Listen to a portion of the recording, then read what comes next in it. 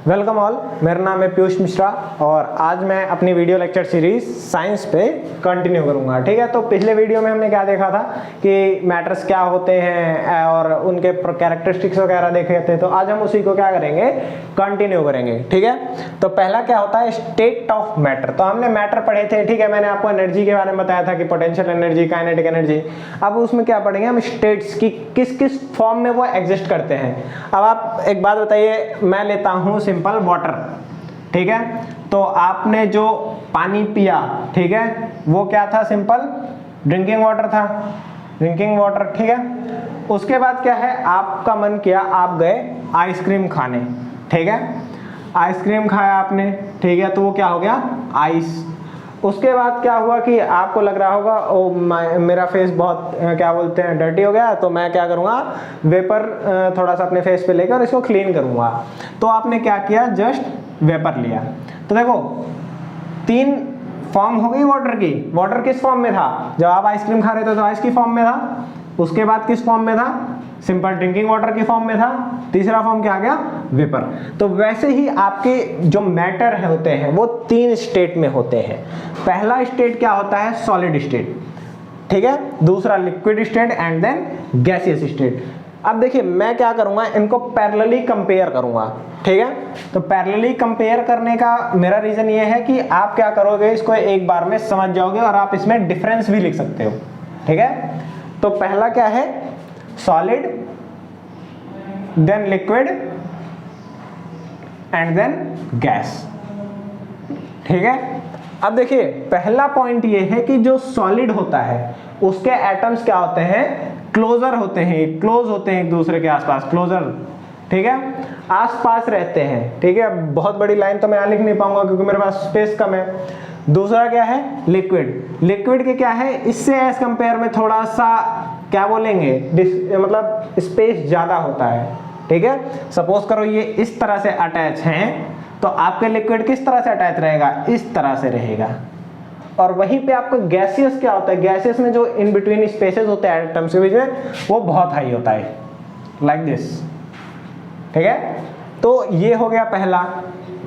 दूसरा क्या है, ये फ्लो नहीं कर सकता, ठीक है, मतलब उस तरह फ्लो नहीं कर सकता जैसे कि आपकी क्या फ्लो कर सकती है, लिक्विड फ्लो करता है, ठीक है। लिक्विड आपका, अब आप पानी को गिराओ, पानी बह जाएगा, ठीक है, इधर उधर चला जाएगा। और गैस तो लिक्विड से भी ज्यादा हो सकता है, ठीक है। अब इसमें क्या है, तीसरा kinetic energy. Kinetic energy in particles में नहीं होती, क्यों, क्योंकि ये मूव नहीं करते। अब जैसे मान लीजिए इस मार्कर की बात कर रहा हूं मैं, तो इसमें जो पार्टिकल्स उसकी काइनेटिक एनर्जी नहीं होगी, क्यों, क्योंकि ये पार्टिकल्स मूव नहीं कर सकते। अगला क्या है, लिक्विड। लिक्विड मूव करता रहता है, ठीक है, आप देखते होंगे तो आपको लिक्विड बेशक शांत दिखता होगा, लेकिन वो अंदर ही अंदर मूव करता रहता है, ठीक है, उसमें काइनेटिक एनर्जी होती है। तीसरा क्या है, गैस। गैस तो मूव करती ही रहती है, ठीक है, नो डाउट। क्यों, आपको मैंने डीओ का एग्जांपल दिया था, ठीक है, तो डीओ आपने मान लिया तो आप जहां भी जाओगे गैस आपको दूसरे को फील होती रहेगी, वो स्मेल कर सकता है उस गैस को।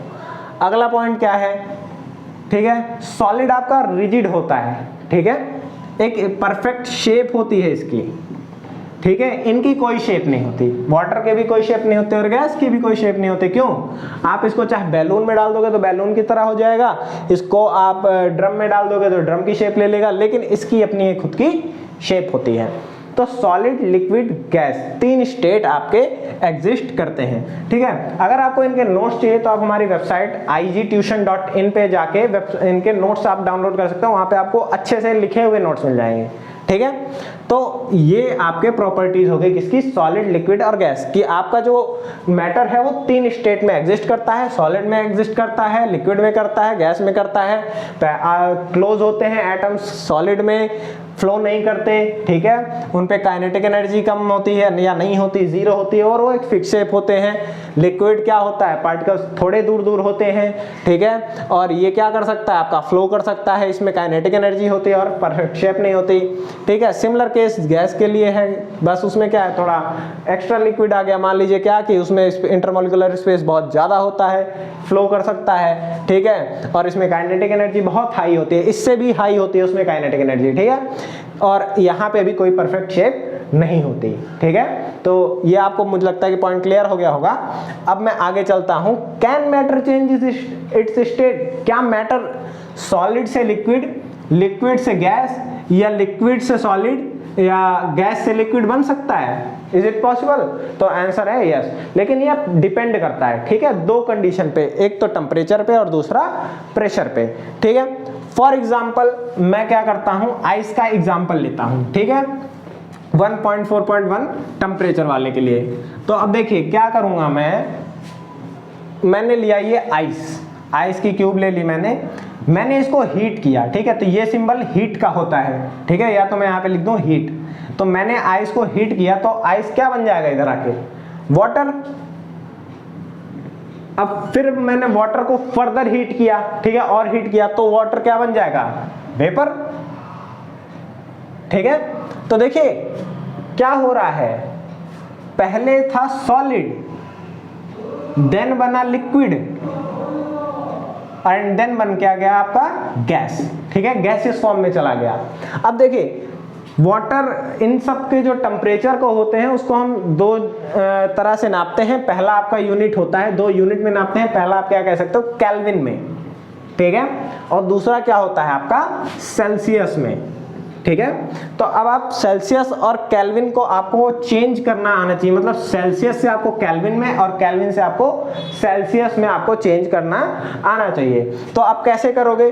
तो अगर आपका 1 सेल्सियस इक्वल्स टू 273.15 केल्विन होता है। मतलब अगर आपका 1 सेल्सियस है तो आपका ये चल रहा है, ठीक है, 275.3।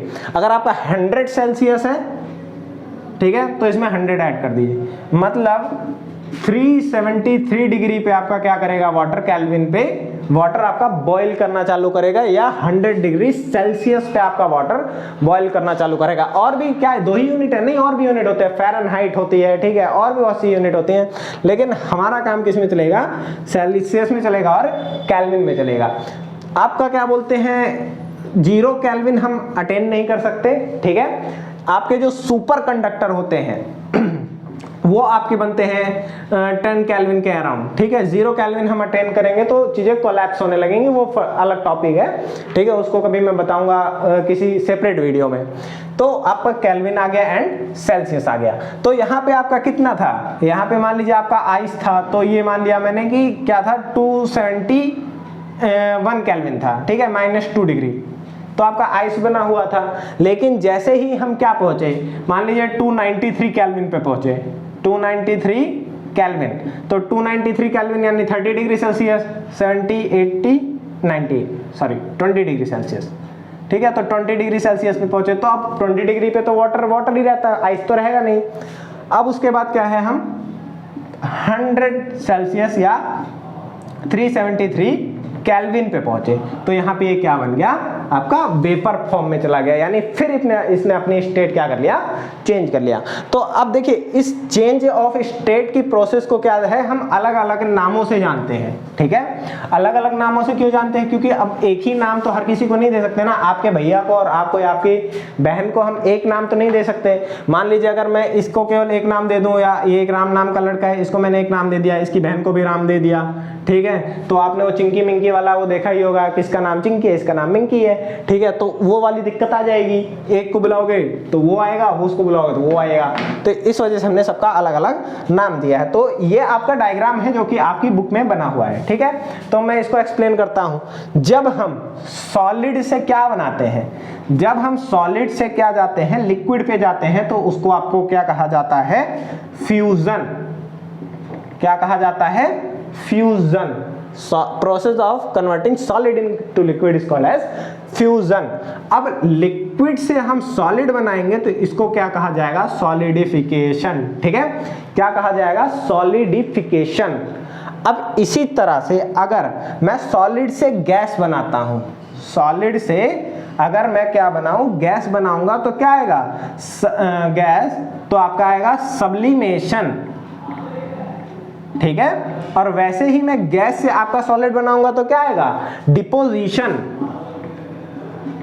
डिपोजिशन। ठीक है, तो ये आएगा आपका। और इसी तरह अब मैं क्या बनाऊं? लिक्विड से अगर गैस बनाऊंगा, लिक्विड से अगर मैं गैस बनाऊंगा तो वहां पे हम वेपर बना रहे थे, इसलिए इसको कहा जाता है वेपराइजेशन, ठीक है। और अगर मैं गैस से क्या बनाऊं, लिक्विड बनाऊं, ठीक है, तो उसको क्या कहा जाता है, कंडेंसेशन, ठीक है। तो आपको सारी चीजें पता चली गई होंगी कि सॉलिड से लिक्विड कैसे बनता है, सॉलिड से गैस कैसे बनता है, गैस लिक्विड से गैस कैसे बनता है, और गैस से सॉलिड कैसे बनता है, ठीक है। तो मैं इसी नोट के साथ इस वीडियो को एंड करूंगा। आप हमारे चैनल को क्या करिए, लाइक कर दीजिए और सब्सक्राइब कर दीजिए कि आपको फर्दर वीडियोस मिलती रहे, ताकि आप पूरे जो साइंस को है वो अच्छे से पढ़ सकें। तब तक के लिए धन्यवाद।